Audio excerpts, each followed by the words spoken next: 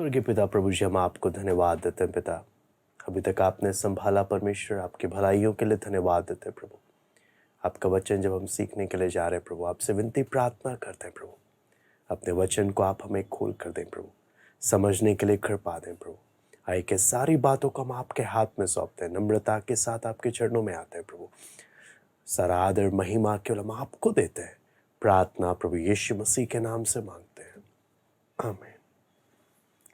मैं परमेश्वर का धन्यवाद देता हूँ। प्रभु ने हमें को एक मौका दिया इकट्ठा होने का, परमेश्वर के वचन को अध्ययन करने का। आज हम लोग देखेंगे यूहन्ना रचित सुसमाचार, उसका तीसरा अध्याय का 1 से लेकर हम लोग 8वीं आयत तक पढ़ेंगे। यूहन्ना तीसरा अध्याय, उसका 1 से लेकर 8 तक मैं उसको पढ़ता हूँ। फरीसियों में निकोदेमुस नाम का एक मनुष्य था जो यहूदियों का सरदार था। उसने रात को यीशु के पास आकर उससे कहा, हे रब्बी, हम जानते हैं कि तू परमेश्वर की ओर से गुरु होकर आया है, क्योंकि कोई इन चिन्हों को जो तू दिखाता है, यदि परमेश्वर उसके साथ ना हो तो नहीं दिखा सकता। यीशु ने उसको उत्तर दिया, मैं तुझसे सच सच कहता हूँ, यदि कोई नए सिरे से ना जन्मे तो परमेश्वर का राज्य देख नहीं सकता। निकोदेमुस ने उससे कहा, मनुष्य जब बूढ़ा हो गया तो कैसे जन्म ले सकता है? क्या वो अपनी माता के गर्भ में दूसरी बार प्रवेश करके जन्म ले सकता है? यीशु ने उत्तर दिया, मैं तुझसे सच सच कहता हूँ, जब तक कोई मनुष्य जल और आत्मा से ना जन्मे तो वो परमेश्वर के राज्य में प्रवेश नहीं कर सकता।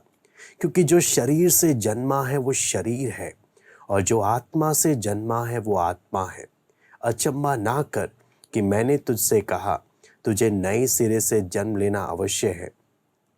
हवा जिधर चाहती है उधर चलती है, और तू उसका शब्द सुनता है, परंतु नहीं जानता कि वो कहाँ से आती और किधर को जाती है। जो कोई आत्मा से जन्मा है वो ऐसा ही है। मैं चाहूँगा इसको एक बार फिर से पढ़ने के लिए। बहुत ही महत्वपूर्ण विषय है जो नया जन्म से संबंधित है। तो यहाँ पर हम सबसे पहला हम लोग देख लेते हैं 1 से 3 तक। फरीसियों में निकोदेमुस नाम का एक मनुष्य था जो यहूदियों का सरदार था। तो यहाँ पर जब हम सबसे पहले फरीसियों के बारे में जब हम देखते हैं, निकोदेमुस के बारे में हम परमेश्वर के वचन में देखते हैं, तो आमतौर पर यीशु की सेवकाई के समय में जब हम पढ़ रहे थे, एक साधारण लोग यीशु के चारों ओर थे। लेकिन यहाँ पर हम यीशु की मुलाकात एक ऐसे व्यक्ति के साथ हम लोग देख रहे हैं जो एक बहुत ही जाने माने, पूरे इज़राइल में सबसे फेमस, बोलते हैं ना, सबसे फेमस एक व्यक्ति के साथ यीशु का मुलाकात हो रहा है। और ये निकोदेमुस और उसका पूरा परिवार एक सबसे प्रसिद्ध परिवार है पूरे इज़राइल में। तो उसके बारे में हम लोग देखेंगे और कुछ इसके विशेषताओं को हम देखते हैं। सबसे पहला, निकोदेमुस एक बहुत ही धनवान व्यक्ति है। जब यीशु मसीह मरा, आप अगर पढ़ेंगे यूहन्ना 19 का 39, यूहन्ना 19 का 39, यहाँ पे लिखा है, निकोदेमुस भी जो पहले यीशु के पास रात को गया था, 50 सेर के लगभग मिला हुआ गंधरस और एलवा ले आया। 50 सेर मिला हुआ गंधरस और एलवा लाना एक आम आदमी खरीद नहीं सकता था। ये बहुत ही जो धनवान है, बहुत ही ज़्यादा जो अमीर व्यक्ति है, केवल वही इतना खरीद सकता था। और यीशु मसीह के बारे में जब निकोदेमुस लेकर जब आ रहा है, तो इतना खरीद कर लेकर आ रहा है। इससे हम निकोदेमुस के बारे में हम समझ सकते हैं कि कितना धनवान व्यक्ति वो था, पहला बात। दूसरा, हम देखते हैं एक फरीसी था। फरीसी अगर आप देखेंगे पूरे इज़राइल में, अगर वचन और इतिहास को जब हम दोनों को जोड़कर देखते हैं, पूरे इज़राइल में सबसे फेमस, सबसे प्रसिद्ध व्यक्ति, अगर सबसे बेस्ट व्यक्ति अगर किसी को माना जाता था तो फरीसी लोगों को माना जाता था पूरे इज़राइल में। तो निकोदेमुस एक फरीसी लोगों में का एक जन था। और अगर देखेंगे, ये लोग पूरे इज़राइल में 6000 से ज़्यादा गिनती के नहीं थे। अगर फरीसियों की अगर संख्या को अगर हम देखें तो 6000 से ज़्यादा ये लोग नहीं थे। और यहाँ पर जब हम देखते हैं इनके बारे में, तो ये 3 गवाहों के सामने शपथ खाते थे। मैं आपको इसके बारे में बैकग्राउंड इसलिए बता रहा हूँ ताकि हम समझे यीशु मसीह के सामने जब निकोदेमुस आ रहा है तो ये किस बैकग्राउंड से आ रहा है, कौन है और किस तरीके से, किस सोच के साथ ये आ रहा है। यहाँ पर जब हम लोग देखते हैं कि ये फरीसी लोग के बारे में जब देखते हैं, 3 गवाहों के सामने ये लोग शपथ खाते हैं कि ये अपना पूरा जीवन व्यवस्था की लिखी हुई एक एक बातों का पालन करने में ये व्यतीत करेंगे। सारे यहूदी लोग व्यवस्था पालन करने का कोशिश करते थे, लेकिन फरीसी लोग वो लोग थे, फरीसी नाम का अर्थ है अलग किए हुए लोग, जिन्होंने विशेष रूप से अपने आप को परमेश्वर की व्यवस्था के लिए इन्होंने अलग किया। और इनकी संख्या भी 6000 थी पूरे इज़राइल में। बहुत ही एक तरीके से पूरे इज़राइल के सबसे बेस्ट लोग अगर बोला जाए तो ये लोग कहलाते थे। तो यहूदियों के बारे में जब हम देखते हैं कि व्यवस्था की एक एक लिखी बातों को मानना, अगर आप उसके बारे में अगर हम देखेंगे तो इनका मानना था पुराना नियम में मूसा के द्वारा लिखी 5 किताबें, ये ही पूरा परमेश्वर का वचन है और परमेश्वर का परफेक्ट वचन है। और इसकी एक बात को भी जोड़ना या हटाना मौत की सजा के योग्य है, अगर कोई व्यक्ति अगर ऐसा करता है तो। इसलिए इन्होंने कहा, इनका मानना था कि व्यवस्था में लिखी एक एक बातों को अगर हम लोग माने तो एक व्यक्ति एक अच्छा जीवन बिता सकता है। इस सोच के साथ ये लोग थे। लेकिन यहाँ पर जब आप देखते हैं कि व्यवस्था में हर बातें लिखी नहीं है जो हमारे जीवन की एक एक बातों से संबंधित हो, तो इन्होंने क्या किया, इन्होंने शास्त्रियों को नियुक्त किया। शास्त्री लोग क्या करते थे उसको हम उस बात को हम लोग समझेंगे। शास्त्री लोग क्या करते थे कि उदाहरण के लिए मैं आपको एक सबत का बताना चाहूँगा। एक सबत का नियम का उदाहरण आप देखें। सबत में लिखा है परमेश्वर का आज्ञा था कि इसको पवित्र मानना और उस दिन कोई काम नहीं करना। तो चाहे वो मनुष्य हो, चाहे वो दास हो, चाहे वो जानवर हो। अब यहूदियों ने शास्त्रियों के द्वारा घंटों घंटों इस बात का अध्ययन करने में लगा दिया कि ये काम किसको ये परमेश्वर बोल रहा है, किस चीज को हम काम कह सकते हैं, किस चीज को हम काम नहीं कह सकते। अब उसको समझने के लिए आप समझना, शास्त्रियों ने मिशना कर एक पुस्तक को तैयार किया, मिशना, जिसमें उन्होंने यही इस एक आयत को लेकर या एक नियम जो सबत का नियम है कि परमेश्वर ने बोला है सबत के दिन काम नहीं करना, तो वो सबत के नियम को इन्होंने खोलकर कि ये किस किस को काम बोल सकते हैं, किसको काम नहीं बोल सकते, तो उसका कम से कम एक नियम को इन्होंने 24 पन्ना भर दिया।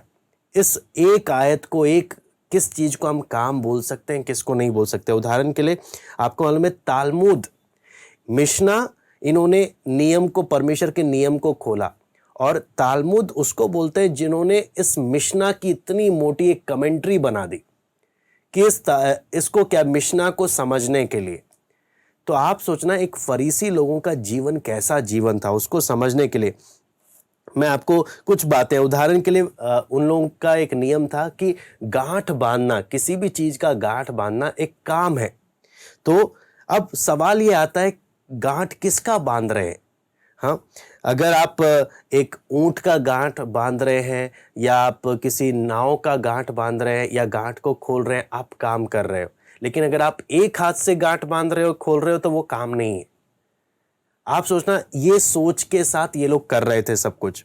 तो फिर उदाहरण के लिए अगर कुएं में से पानी निकालना है, कुएं में से अगर पानी निकालना है तो इन लोगों का सोच क्या है, आप आप बाल्टी में अगर गांठ बांधकर अगर आप पानी निकालोगे वो काम हो जाएगा। तो आदमी क्या नहीं कर सकता, गांठ नहीं बांध सकता। क्यों? तो क्या करना, बहन लोग क्या कर सकते हैं, या आदमी अपनी पत्नी के चुन्नी या किसी चीज में गांठ बांधकर उसके द्वारा क्या कर सकता है, पानी निकाल सकता है कुएं में। मतलब आप सोचना कि इंसान चाहे कितना भी उसको परमेश्वर ने किस उद्देश्य से दिया, और इंसान उस नियमों का पालन करने के लिए, परमेश्वर की व्यवस्था का पालन करने के लिए ये फरीसी लोग किस हद तक जाने को तैयार हो गए कि हम कुछ भी करेंगे, बस हमें जितने नियम कायदे आप देना चाहते हो हमें दे दो, हम सारा पालन करने का क्या करेंगे, कोशिश करेंगे। तो ये एक इन लोगों का सोच था। और उदाहरण के लिए मैं आपको सबत के दिन वचन में आप निर्गमन 16 का 29 में लिखा हुआ है कि तुम जहां हो वहीं पे रहना, कहीं जाना नहीं। तो इन्होंने क्या कर दिया, इन्होंने 1000 गज का नाप कर दिया कि हाँ आप एक घर में या घर से बाहर 1000 गज तक जा सकते हो, उससे आगे नहीं। अगर आपको उसके आगे जाना है तो आपने रस्सी लेकर जिधर तक जाना है उधर तक रस्सी लेकर जाना है, तो वो एरिया आपका अपना घर रहेगा, तो आप कहीं जा नहीं रहे हो, आप अपने एरिया में। ऐसे कर कर ये लोग शास्त्री लोगों ने सबने मिलकर इतने नियम बनाए जिसे यीशु मसीह ने आकर बोला तुम मनुष्य की परंपराओं को पालन कर रहे हो, परमेश्वर की व्यवस्था को नहीं। लेकिन ये फरीसी लोग, शास्त्री और फरीसी में फर्क क्या था? शास्त्री लोग व्यवस्था के नियमों को खोल खोल कर और भी नियम और कायदे बनाते थे। फरीसी लोग क्या करते थे, अपना जीवन उन नियम और कायदों का पालन करने के लिए समर्पित कर देते थे। तो फरीसी लोग तो फिर भी कर लेते थे, लेकिन एक आम इंसान के लिए उन नियमों का पालन करना एक भारी बोझ था। वो एक आसान काम नहीं था। उनके जीवन को यही व्यवस्था परमेश्वर ने जिस उद्देश्य से दिया, उसकी जगह इन्होंने उसका पालन कराने के चक्कर में एक भारी बोझ इंसान के ऊपर लाद दिया। लेकिन फरीसी लोग अगर आप देखेंगे इतना मेहनत करते थे कि एक एक बातों का क्या करना। अभी अगर कुछ वचन में लिखा है कि कोई यिर्मयाह 17 का 21 से 24 में लिखा है कोई बोझ नहीं उठाना। तो अगर कुछ खाने का चीज भी लेना है तो एक अंजीर के बराबर, या दूध भी अगर उतना लेना है तो एक बार में पीने लायक का दूध होना चाहिए। ज्यादा, इससे ज्यादा अगर हो गया तो आपने पाप कर दिया। हाँ, और अगर तेल भी ले रहे हो तो उतना कि आपके हाथ में होना चाहिए जिससे आप दूसरे का अभिषेक कर सको, लेकिन उससे फालतू कुछ भी नहीं लेना। इतना कठोर नियम। इसलिए जब हम फरीसियों के बारे में वचन में देखते हैं तो ये लोग पूरा अपने आप को अपनी तरफ से पूरा जोर लगा रहे थे कि किसी ना किसी प्रकार हम परमेश्वर को प्रसन्नदायक जीवन जिए, किसी ना किसी प्रकार। तो एक ऐसा व्यक्ति जो जिसके बारे में हम पढ़ रहे हैं, निकोदेमुस के बारे में, और ये आप वचन में लिखा है ये यहूदियों का सरदार भी है। सरदार बोलने का मतलब आप देखेंगे सनेद्रिन का बीच में आपको तस्वीर भी दिखाया था सनेद्रिन के बारे में कि सुप्रीम कोर्ट, इजराइल का सुप्रीम कोर्ट कहलाता है सनेद्रिन। तो एक सनेद्रिन का मेंबर है ये, और जहां पे 70 लोग होते हैं जिसके बारे में पहले भी दिखा चुके हैं। और इन लोगों का काम होता था हर इजराइल में कोई भी घटना हो रहा है उसको जांच पड़ताल करना, चेक करना कि जो है क्या, अगर कोई नबी आया है क्या वो सही नबी है या गलत है। हाँ, हर बातों को इनका काम था चेक करना। एक सनेद्रिन सुप्रीम कोर्ट थे ये लोग। फिर चौथा बात जब हम इसमें देखते हैं, या निकोदेमुस का 4 बातें हम लोग एक एक बातों को मैं आपके सामने रख रहा हूं। चौथा बात देखते हैं, निकोदेमुस एक ऐसे परिवार से, आप मकाबियों की लड़ाई के बारे में अगर पढ़ेंगे, यहूदी और रोमी लोगों का लड़ाई, उसमें सबसे फेमस परिवार में से था निकोदेमुस का परिवार। उस समय से लेकर यीशु मसीह के समय तक एक बहुत ही जाना माना प्रतिष्ठित परिवार के साथ निकोदेमुस उस परिवार से बिलोंग करता है। तो मैंने आपके सामने 4 बातें निकोदेमुस के बारे में रखा है। सबसे पहला, बहुत धनवान व्यक्ति है, कोई छोटा मोटा व्यक्ति नहीं है, बहुत धनवान। दूसरा हम देखते हैं एक फरीसी, इतना व्यवस्था की इतनी बातों को मानने के लिए इसने अपने जीवन को अलग किया, बिल्कुल बारीकियों को, सब, यानी इजराइल के सबसे बेस्ट लोगों में से एक व्यक्ति अगर इजराइल लोगों के सोच के अनुसार देखा जाए। फिर तीसरा बात हमने देखा, ये पूरा इजराइल का क्या है, इजराइल का सरदारों में से एक है जो पूरे इजराइल पर, यहूदियों पर क्या करते हैं, सनहेद्रिन में बैठकर क्या करते हैं, न्याय करते हैं। चौथा बात हमने देखा, मकाबियों की लड़ाई में भी हम लोग जब देखते हैं तो सबसे प्रतिष्ठित परिवारों में से एक व्यक्ति है। तो ये व्यक्ति का रात के समय यीशु के पास आना कोई साधारण बात नहीं थी, एक बहुत बड़ी बात थी। एक ऐसा परिवार से बिलोंग करने वाला व्यक्ति, इतना प्रसिद्ध व्यक्ति, और एक बुजुर्ग है, ये कोई नौजवान नहीं, कोई छोटा व्यक्ति नहीं है, एक बुजुर्ग व्यक्ति है। वो यीशु से मिलने के लिए आ रहा है। कई बातें अगर आप देखेंगे यहां पे लिखा है, उसने रात को यीशु के पास आकर उससे कहा। ये रात के समय आ रहा है। तो रात के बारे में जब देखते हैं तो दो बातें यहां पर आती हैं। एक पहला बात, ये व्यक्ति इतना प्रतिष्ठित होने के बावजूद और इतना अगर व्यवस्था की बातों को भी देखें, इतने एक एक नियमों को इतनी बारीकियों से पालन करने का ये वो व्यक्ति है, ऐसा समर्पण रखने वाला व्यक्ति है।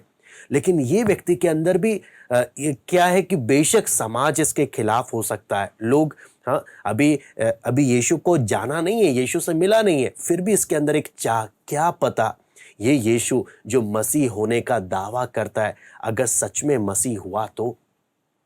इसके अंदर एक इच्छा, ये इच्छा, बाहर समाज का डर, लोगों का डर, एक वो भी बात है।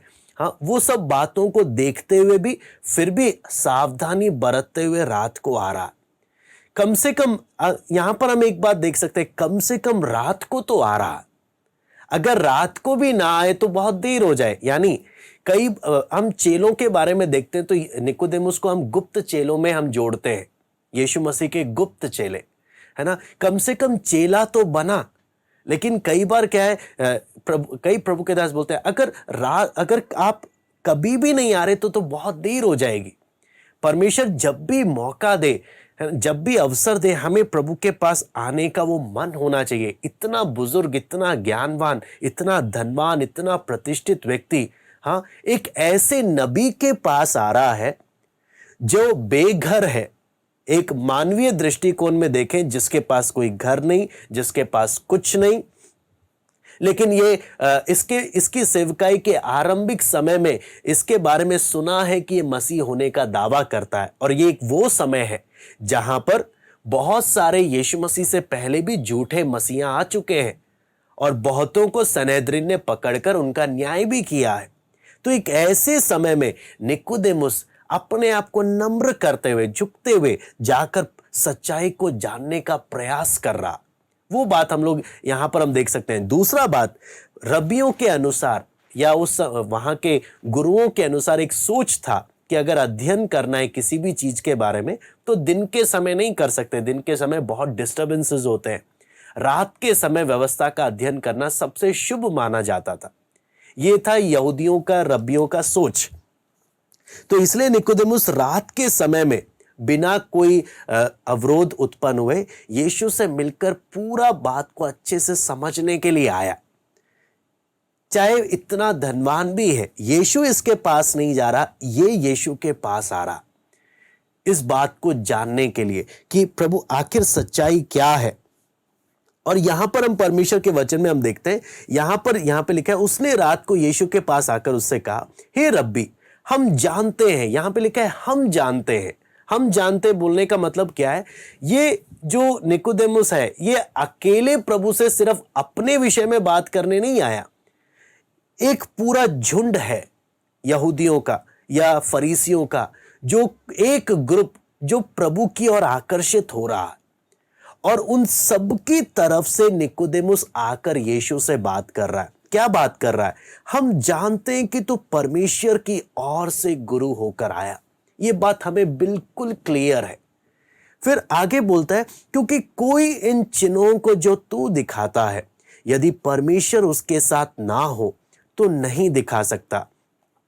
यीशु ने उसको उत्तर दिया, मैं तुझसे सच सच कहता हूं, यदि कोई नए सिरे से ना जन्मे तो परमेश्वर का राज्य देख नहीं सकता। यहां पर हम साफ साफ देखते हैं, यीशु मसीह यहां पर इसका जवाब, जो ये बातें कर रहा है ना, इसके ठीक कुछ और यीशु इसको बोल रहा। निकोदेमुस बोल रहा है, प्रभु हम जानते हैं तू चिन्ह और चमत्कार जो दिखा रहा है तू परमेश्वर की ओर से। ये बात यीशु क्या बोलता है, ये चिन्ह और चमत्कार इतना इंपॉर्टेंट नहीं है जितना इंपॉर्टेंट नया जन्म है। मैं दोबारा से बोलता हूं, यहां पर आप देखेंगे निकोदेमुस बार बार बोलता है चिन्हों के बारे में बात कर रहा है, चमत्कारों के बारे में बात कर रहा है। यीशु क्या बात कर रहा है? निकोदेमुस, ये चिन्ह और चमत्कार इंपॉर्टेंट नहीं है। सबसे ज्यादा इंपॉर्टेंट क्या है? यहां पर साफ साफ यीशु बोलता है, मैं तुझसे सच सच कहता हूं, यदि कोई नए सिरे से ना जन्मे परमेश्वर का राज्य देख नहीं सकता। निकोदेमुस को प्रभु यीशु मसीह जोर किस बात का दे रहा है कि अगर नया जन्म नहीं हुआ, जीवन बदला नहीं, परमेश्वर का राज्य देख ही नहीं सकता। तो यहां पर आप देखेंगे निकोदेमुस क्या जवाब दे रहा है, मनुष्य जब बूढ़ा हो गया तो कैसे जन्म ले सकता है। अगर आप सोचेंगे, यहूदियों के विचारधारा में भी नया जन्म करके एक सोच था। क्या नया जन्म? जब एक अन्य जाति बपतिस्मा लेकर यहूदी धर्म को अपनाता था तो उसको वो लोग बोलते थे इसका नया जन्म हुआ है। ऐसे यूनानी लोगों में और प्राचीन काल में बहुत लोग नए जन्म के विषय में अलग अलग विचार रखते थे। तो निकोदेमुस समझ तो रहा है कि हाँ, नया जन्म का जरूरत है। नया जन्म का जरूरत बोलने का मतलब कि पूरा परिवर्तन होने का जरूरत है। लेकिन निकोदेमुस बोल रहा है, हे प्रभु, ये हो कैसे सकता है? मैं चाहता हूं कि नया जन्म हो, लेकिन मैं बूढ़ा हूं। कई बार लोग क्या समझते हैं, निकोदेमुस क्या बोलते हैं, निकोदेमुस को कुछ मालूम नहीं। आप समझना, जब हम निकोदेमुस का बैकग्राउंड पढ़ते हैं, एक वेल एजुकेटेड पर्सन है। यीशु मसीह ऐसी किसी से ऐसी भाषा में बात नहीं कर रहा। आप देखेंगे यीशु मसीह के बात करने का स्टाइल भी आप देखेंगे, अनपढ़ों से दृष्टांतों में बात कर रहा है, कहानियों के द्वारा। हाँ, चेलों को गहरी बातें खोलकर दे रहा है। एक यहूदी गुरु से, जो इज़राइल का शिक्षक कहलाता है, इज़राइल का गुरु कहलाता है, यीशु मसीह उससे उसके स्टैंडर्ड के हिसाब से, उसकी समझ के हिसाब से बात कर रहा। और यीशु मसीह जिस तरीके से बात कर रहा है, एक आम व्यक्ति उधर का उसको समझ नहीं आता। लेकिन निकोदेमुस समझ पा रहा कि यीशु क्या बोलना चाह रहा है। इसलिए निकोदेमुस बोल रहा है कि हे प्रभु, जब मनुष्य बूढ़ा हो गया तो कैसे जन्म ले सकता है? क्या वो अपनी माता के गर्भ में दूसरी बार प्रवेश कर कर जन्म ले सकता है? यहां पर एक सवाल यहां पर निकोदेमुस पूछ रहा है। मैं जानता हूं कि एक परिवर्तन की आवश्यकता है, एक अंदर से बिल्कुल एक नया जन्म की आवश्यकता है, बिल्कुल नया जन्म, पूरा जीवन को शुरुआत से बदल देना, पूरा बदलना। लेकिन बोलता है मैं बूढ़ा हो गया, मेरे अनुभव से मुझे तो ये असंभव लगता है, मुझे नहीं लगता कि ये हो सकता है। लेकिन मैं तो बहुत चाहता हूं कि नया जन्म हो। क्यों? एक फरीसी जो व्यवस्था का पालन कर रहा है, उसको मालूम है ये आपको मालूम है, व्यवस्था जितना प्रकट हो जाता है ना, एक वचन में पौलुस साफ साफ बोलता है, व्यवस्था जितना एक व्यक्ति को मालूम चलने लगता है, उसको मालूम चलने लगता है पाप क्या है। जितना एक व्यक्ति व्यवस्था को समझता है, उतना एक व्यक्ति पाप का असलियत को भी समझने लगता है। तो एक फरीसी होने के नाते उसको जब व्यवस्था का अच्छा जानने वाला है, इसको मालूम है पाप क्या चीज है, तो ये बोलता है प्रभु, सच में मैं चाहता हूं एक नया जन्म हो, लेकिन ये कैसे हो सकता है? ये असंभव है। लेकिन प्रभु यीशु मसीह उसको क्या बोलता है? यीशु ने उत्तर दिया, मैं तुझसे सच सच कहता हूं, जब तक कोई मनुष्य जल और आत्मा से ना जन्मे, परमेश्वर के राज्य में प्रवेश नहीं कर सकता। अंग्रेजी में एक वर्ड है मस्ट। साफ साफ यीशु मसीह, आप समझना, प्रभु यीशु मसीह किसी बात पर अगर जोर दे रहा, जल और आत्मा से ना जन्मे, परमेश्वर के राज्य में प्रवेश नहीं कर सकता। क्योंकि जो शरीर से जन्मा है वो शरीर है, जो आत्मा से जन्मा है वो आत्मा है। यहां पर शरीर से जन्मा, शरीर बोलने का मतलब क्या है? मैं कितना भी अपना प्रयास कर लूं, मेरे प्रयासों से कुछ भी नहीं होने वाला। यह कार्य परमेश्वर के आत्मा का कार्य है। यहां पर जब हम देखते हैं जल और आत्मा से, है ना, यहां पर एक एक बात को जब देखते हैं, परमेश्वर नए सिरे से जन्म लेने के विषय में यहां पर बोलता है जल और आत्मा। यहां पर जल और आत्मा में बहुत सारी बातें यहां पर है। मैं कुछ बातों को टच करते हुए हम आगे बढ़ेंगे। यीशु मसीह साफ साफ बोलता है ये परमेश्वर के आत्मा का कार्य है। ये तेरा अपना खुद का प्रयास से नहीं हो सकता, ये मनुष्य से नहीं हो सकता। ये नया जन्म ये परमेश्वर के आत्मा का कार्य। और जल को एक और जल, अगर वहां का ऐतिहासिक बात को, अगर हम हिस्टोरिकल बैकग्राउंड को देखें, जल का जब भी बात किया गया तो निकोदेमुस को समझ में आ रहा है यूहन्ना बपतिस्मा देने वाला जल से बपतिस्मा दे रहा है। कौन सा जल से? मन फिराव का बपतिस्मा का काम कर रहा है। तो निकोदेमुस को समझ में आ रहा है कि, और यीशु मसीह साफ साफ इसलिए बोलता है मन फिराएंगे नहीं। यीशु मसीह का एक संकेत था, यीशु मसीह का संकेत निकोदेमुस को, अगर मन नहीं फिराएंगे और परमेश्वर के वचन पर विश्वास नहीं करेंगे तो एक व्यक्ति का क्या नहीं हो सकता? नया जन्म नहीं हो सकता। इसलिए सबसे पहला बात है मन फिराना।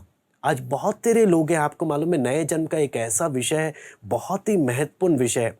बहुत लोग दावा तो करते हैं हम प्रभु पर विश्वास करते हैं, लेकिन बहुत थोड़े हैं जिन्होंने सच में उस मन फिराव को अपने जीवन में अनुभव किया है। मन फिराव में जब देखते हैं एक व्यक्ति का सोच बदल जाता है, एक व्यक्ति का उस चीज के प्रति भावना बदल जाता है, एक व्यक्ति का डिसीजन चेंज हो जाता है। 3 बातें हैं मन फिराव में।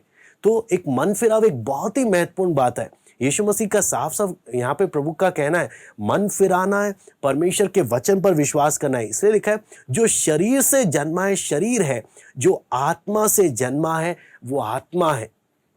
उस बात को समझने के लिए जब हम परमेश्वर के वचन में देखते हैं जो शरीर से जन्मा है वो शरीर, जो आत्मा से जन्मा है वो आत्मा, उस बात को समझने के लिए हम एक एक समझना कि परमेश्वर के वचन में जब हम लोग पढ़ते हैं शरीर से, एक बार एक प्रभु के दास ने बताया कि अरब में एक कहावत है कि एक सोच, एक मान्यता थी कि एक बार की घटना थी कि एक बार एक व्यक्ति वहां से जा रहा था तो एक पक्षी आसमान से उतरकर नीचे उतरकर वो उल्टा लेट गया और अपने पैर ऐसे उसने ऊपर की तरफ कर दिए।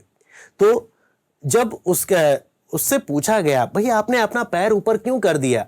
तो मैंने सुना है कि पृथ्वी पलटने वाली है, तो अगर जैसी आसमान नीचे गिरेगा तो मैं उसको अपने पैरों से रोक लूंगी। तो उससे बोला आप कैसे रोक सकते हो? तो अपनी ताकत से तो जितना दम लगा सकते हैं लगाने की पूरी कोशिश करेंगे। कहने का मतलब कई बार इंसान सोचता है मैं अपनी ताकत से कैसे ना कैसे स्वर्ग चला जाऊंगा, मैं अपनी तरफ से पूरा जोर लगा दूंगा। लेकिन यीशु मसीह साफ साफ बोलता है शरीर से जन्मा शरीर है, यानी एक व्यक्ति अपने प्रयासों से कुछ भी कर ले वो नया जन्म उसका नहीं हो सकता। अपने प्रयासों से उसका कभी नया जन्म। यहां पे लिखा है जो आत्मा से जन्मा है वो आत्मा है। इसको समझने के लिए यहां पर 7वीं आयत में लिखा है अचंबा ना कर कि मैंने तुझसे कहा तुझे नए सिरे से जन्म लेना अवश्य है। यीशु मसीह साफ साफ निकोदेमुस को बोला निकोदेमुस अवश्य है। कहने का मतलब क्या है? तू चमत्कारों की तरफ ध्यान ना दे, ये सिर्फ अद्भुत कामों की तरफ तू ध्यान ना दे, ये कुछ भी नहीं है किसकी तुलना में? नया जन्म के तुलना में। निकोदेमुस नए जन्म के बिना तो स्वर्ग के राज्य को देख और समझ भी नहीं सकता। आपको मालूम है परमेश्वर के वचन में जब हम लोग पढ़ते हैं प्राकृतिक मनुष्य आत्मा की बातों को क्या नहीं कर सकता?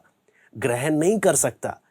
तो इसलिए एक यहां पर एक बात आता है नेचर डिटरमाइंस एपिटाइट, यानी अगर मेरा आत्मा के द्वारा जन्म हुआ है तो आत्मा का भूख और प्यास भी मेरे जीवन में दिखेगा। अगर मेरा शरीर के साथ ही मेरा सिर्फ संबंध है, सिर्फ शारीरिक संबंध ही है ना, शरीर से जन्मा वो शरीर है। यीशु मसीह बोलने का मतलब क्या है? अगर मेरा नया जन्म नहीं हुआ, वचन बोलता है हम एक एक पाप के द्वारा जन्मे हैं, तो मेरा भूख भी किधर की तरफ ही होगा? पाप की तरफ ही मेरा भूख होगा। दोनों में आप फर्क समझना। आत्मा से जन्मा आत्मा है, शरीर से जन्मा शरीर है। दोनों का अगर हम दोनों के बात को अगर हम लोग ध्यान से समझे परमेश्वर के वचन में, तो हम लोग को यहां पे स्पष्ट नजर आता है कि नेचर डिटरमाइंस एपिटाइट। आज हम लोग देख सकते हैं कि क्या मेरे अंदर वो दिव्य आत्मिक स्वभाव है, उसका कुछ चिन्ह मैं आपके सामने रखना चाहता हूं कि यहां पर हम देखते हैं कम से कम 5 बातों से हम देखते हैं कि एक व्यक्ति का नया जन्म के बारे में। सबसे पहला जल और आत्मा के द्वारा, फिर परमेश्वर की इच्छा से, यूहन्ना 1:18 में हम लोग पढ़ते हैं।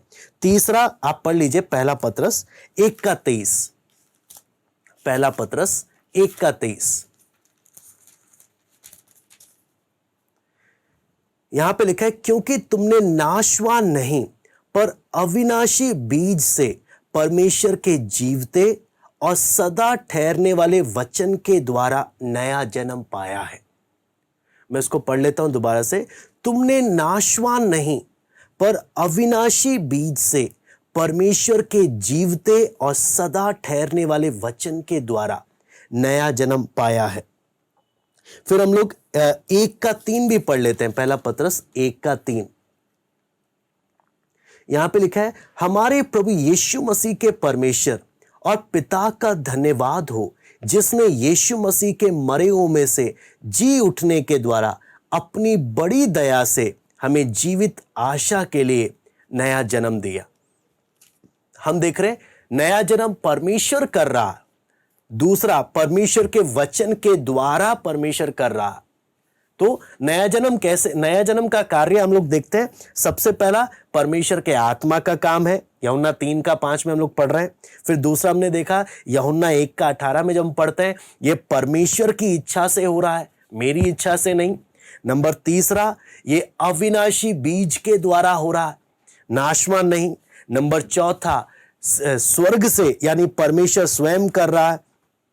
पांचवा, आप जब हम देखते हैं यूहन्ना 1:12-13 में, यीशु मसीह है जो एक व्यक्ति को परमेश्वर की संतान होने का अधिकार दे रहा है नया जन्म होने के लिए। फिर हम देखते हैं ये अनुभव के बारे में जब हम देखते हैं ये कैसे होता है। पहला यूहन्ना 5:1 भी हम लोग पढ़ लेंगे। पहला यूहन्ना 5:1,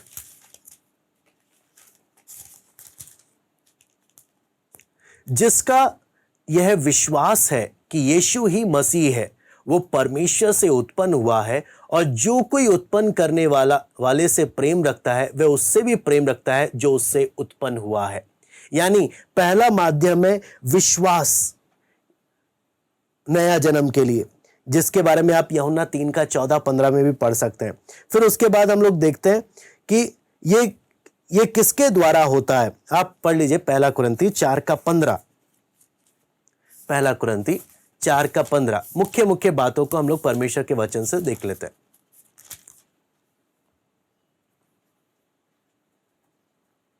यहां पे लिखा है, क्योंकि यदि मसीह में तुम्हारे सिखाने वाले 10,000 भी होते तो भी तुम्हारे पिता बहुत से नहीं, इसलिए कि मसीह यीशु में सुसमाचार के द्वारा मैं तुम्हारा पिता हुआ।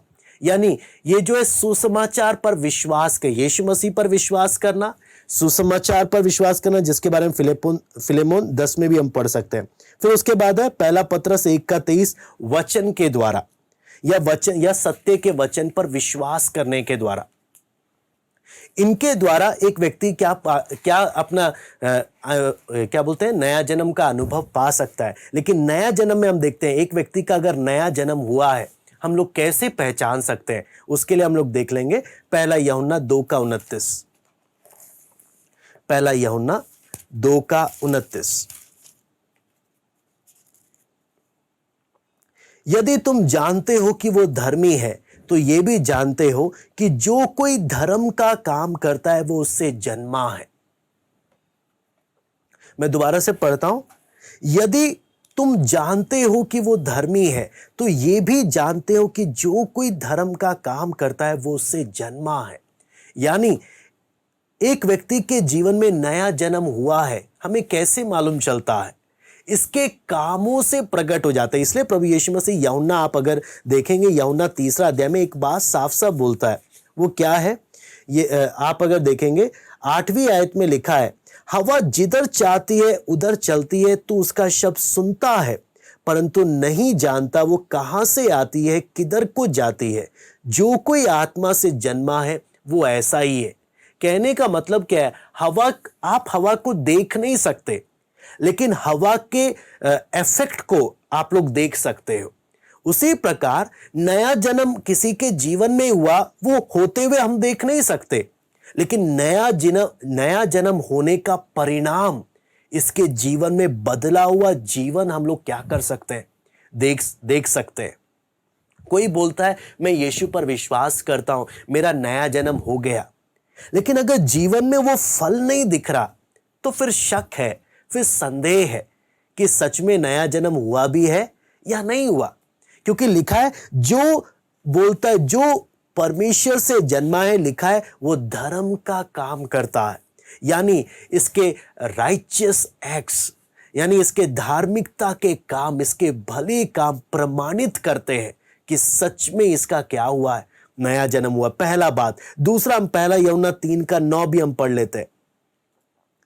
पहला यूहन्ना 3:9, जो कोई परमेश्वर से जन्मा है वो पाप नहीं करता, क्योंकि उसका बीज उसमें बना रहता है, और वो पाप कर ही नहीं सकता क्योंकि परमेश्वर से जन्मा है। यहां पर हम दोबारा से मैं इसको पढ़ता हूं, यहां पे जो कोई परमेश्वर से जन्मा वो पाप नहीं करता, क्योंकि उसका बीज उसमें बना रहता है, वो पाप कर ही नहीं सकता क्योंकि परमेश्वर से जन्मा है। नया जन्म का अगला खासियत क्या है? ये पाप को अपना आदत नहीं बनाता। मैं दोबारा से बोलता हूं, एक अन्य जाति और एक नया जन्म पाए हुए व्यक्ति के जीवन का फर्क आप देखें कि नया जन्म जिसने पाया है, नया जन्म जिसका हुआ है, उसके जीवन में कमी घटियां आएंगी, लेकिन पाप इसका स्वभाव नहीं है। अब पाप इसकी आदत नहीं है, इसकी जीवन शैली नहीं है कि यह पाप में जीवन बिताए। क्यों? क्योंकि यह परमेश्वर से जन्मा है। परमेश्वर से जन्मा होने के कारण, नया जन्म होने के कारण इसके अंदर की भूख पवित्रताई के प्रति होगी, पाप के प्रति नहीं। एक विश्वासी में बिगड़ा हुआ मनुष्य तो भी है, भीतरी मनुष्य, नया जन्मा हुआ परमेश्वर के द्वारा जन्मा हुआ व्यक्तित्व भी है, दोनों है। दोनों होने के कारण अंदर एक संघर्ष भी चलता है। कई बार प्रेशर संसार की तरफ होता है, कई बार परमेश्वर की ओर खिंचाव होता है। उसमें जैसे जैसे एक व्यक्ति वचन और प्रार्थना में अपना जीवन बिताने लगता है, यह आत्मिक रूप से बलवंत जब होने लगता है, यह किधर की ओर जाता है? इसकी भूख पवित्रता की ओर होती है, इसकी भूख परमेश्वर की तरफ होती है। और परमेश्वर की तरफ भूख होने से साफ साफ स्पष्ट हो जाता है यह परमेश्वर से जन्मा है। परमेश्वर से जन्मा होने के कारण यह प्रभु की ओर क्या हो रहा है? यह आत्मिक बातों की ओर यह खींचा जा रहा। तो हम लोग एक एक बातों से, इसलिए हमने पहला देखा धर्म के काम करता है, दूसरा पाप इसकी आदत नहीं है, तीसरा पहला यूहन्ना 4:7, हे प्रियो हम आपस में प्रेम रखें क्योंकि प्रेम परमेश्वर से है। जो कोई प्रेम करता है वो परमेश्वर से जन्मा है और परमेश्वर को जानता है। अगला तीसरा चिन्ह एक व्यक्ति का नया जन्म हुआ हम कैसे पहचान सकते हैं? इसके अंदर परमेश्वर का प्रेम है, ये आपस में प्रेम रखता है। और ये प्रेम कैसा प्रेम है? मैं आपको दोबारा से बोलता हूं, ये प्रेम कैसा प्रेम है? यीशु मसीह ने बोला अपने शत्रुओं से भी क्या रखो? प्रेम रखो। अपने दुश्मनों से भी प्रेम रखो। ये कौन सा प्रेम का यहां पे बात हो रहा है?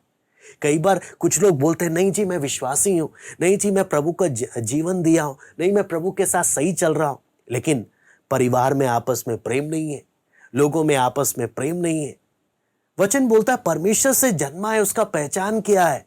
ये आपस में प्रेम रखते हैं। और ये प्रेम अपना प्रेम नहीं है, ये परमेश्वर के द्वारा दिया गया पवित्र आत्मा का प्रेम है जो उनके मनों में उंडेला गया।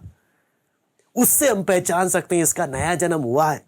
फिर अगला बात हम देखते हैं, पहला यूहन्ना 5:4 भी आप देख लीजिए।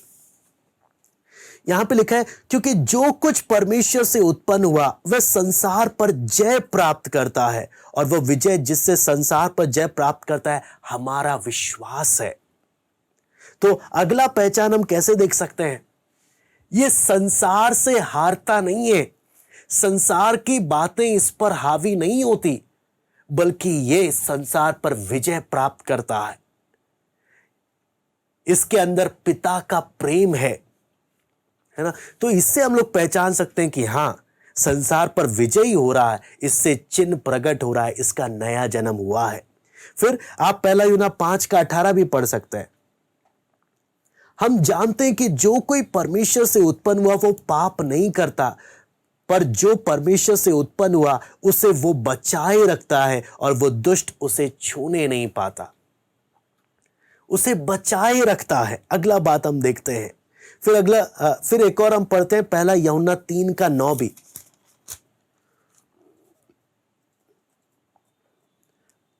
3:9, जो कोई परमेश्वर से जन्मा वो पाप नहीं करता क्योंकि उसका बीज उसमें बना रहता है। उसका बीज उसमें बना रहता है। ये इन बातों को हम लोग जब देखते हैं तो हम लोग इसमें काफी आयते हैं, लेकिन मैंने आपको कुछ चिन्ह हमने देखे। क्या क्या हमने देखा? धर्म के काम करता है, ये पाप को अपने जीवन का आदत नहीं बनाता। नेचर्स डिटरमाइंस एपिटाइट, आपका स्वभाव है ना। अगर वचन में लिखा है हम ईश्वरीय स्वभाव के भागी बन जाते हैं जब परमेश्वर के द्वारा एक व्यक्ति का नया जन्म होता है। अगर ईश्वरीय स्वभाव आ गया तो ईश्वरीय स्वभाव का चिन्ह क्या है? ये पवित्रता के प्रति इसके अंदर भूख होगा, परमेश्वर के साथ चलने का इसका भूख होगा, प्रार्थना का इसको भूख होगा। हाँ, ये क्या करेगा? आपस में भाइयों से आपस में एक दूसरे से प्रेम रखेगा, संसार पर विजय प्राप्त करेगा और अपने आप को बचाए रखेगा और परमेश्वर का बीज इसमें बना रहता है। दुष्ट आकर इसको चुरा कर लेकर नहीं जा पाता, परमेश्वर का बीज इसमें बना रहता है। तो हमने देखा प्रभु यीशु मसीह साफ साफ यूहन्ना को बोलता है, यूहन्ना नया जन्म लेना बहुत जरूरी है। तो सिर्फ क्या बोलते हैं, निकोदेमुस को बोलता है, निकोदेमुस नया जन्म पाना बहुत जरूरी है। क्यों? सिर्फ तू चमत्कारों पर ध्यान ना दे। नया जन्म और नया जन्म चमत्कारों की तुलना में बहुत महत्वपूर्ण है। निकोदेमुस, अगर तुझे परमेश्वर के राज्यों की बात को तुझे समझना है, हाँ, तो तुझे नया स्वर्ग देखना है, तुझे नया जन्म पाना है। अगर तुझे स्वर्ग राज्य में प्रवेश करना है, तुझे जल और आत्मा से क्या करना पड़ेगा? जन्म लेना पड़ेगा। तुझे मन फिराना पड़ेगा, परमेश्वर के वचन पर विश्वास कर कर। हाँ, अगर तू ऐसे करेगा तभी तू क्या कर पाएगा? तेरा नया जन्म हो पाएगा, तभी तू परमेश्वर के राज्य में प्रवेश कर पाएगा। आपको मालूम है ये इसलिए जब आप पढ़ते हैं वचन में, जब हम पढ़ते हैं, निकोदेमुस को समझ में आ जाता है कि नया जन्म क्या है। वचन में जब आगे हम पढ़ते हैं, निकोदेमुस यीशु का चेला बन जाता है। वचन में लिखा है पहली मुलाकात रात में हुई थी, लेकिन आप निकोदेमुस के बारे में जब आगे भी आप पढ़ेंगे ना, अगली बार इसकी मुलाकात रात में नहीं हो रही। अगली बार ये सनहेद्रिन में ही यीशु के पक्ष में बोलता है। फिर उसके बाद जब सारे चेले यीशु को छोड़कर चले गए थे, उसके गाड़े जाने के काम में भी सबके सामने आकर ये क्या कर रहा है? ये प्रभु को गाड़े जाने का कार्य पूरा कर रहा है। कहने का मतलब क्या है? निकोदेमुस को शुरुआत में रात के समय आया था, समाज के डर से, लोगों के डर से, हाँ, अपनी इज्जत, अपनी प्रतिष्ठा, मैं कितना बड़ा इंसान हूं, हाँ, ये सब क्या क्या बहुत सारी बातें हैं। लेकिन जब प्रभु से मुलाकात हो गई, जब यीशु से मुलाकात हो गई, जब यीशु ने निकोदेमुस को बोला, निकोदेमुस, सबसे जरूरी चीज नया जन्म है। आज आपको मालूम है बहुत से लोग चमत्कारों को देखकर प्रभु के पीछे चलते हैं, हाँ, या कहीं पर भी जाते चमत्कार को ढूंढते हैं। आप समझना, यीशु मसीह ने निकोदेमुस को यही बात समझाया, निकोदेमुस, चमत्कारों से भी बढ़कर सबसे इंपॉर्टेंट काम है नया जन्म पाना। अगर कोई भी व्यक्ति अभी भी चमत्कारों के पीछे का सोच लेकर चलता है, आपको मालूम है बहुत बार क्या कई विश्वासियों के बारे में जब सुनते हैं कि प्रभु यहाँ पर कुछ परेशानी आ गई, प्रार्थना किया, काम नहीं हुआ, तो वो कहीं ना कहीं ढूंढते हैं कि कहीं पर जाकर कुछ ना कुछ चमत्कार हो जाए, चमत्कारों के पीछे जाते हैं। यीशु मसीह बोलता है सबसे महत्वपूर्ण काम है नया जन्म प्राप्त करना, सबसे महत्वपूर्ण काम। आप नया जन्म के कार्य को बाहर से नहीं देख पा रहे, लेकिन नया जन्म हुआ है, उसका परिणाम आप जीवन में देख सकते हैं।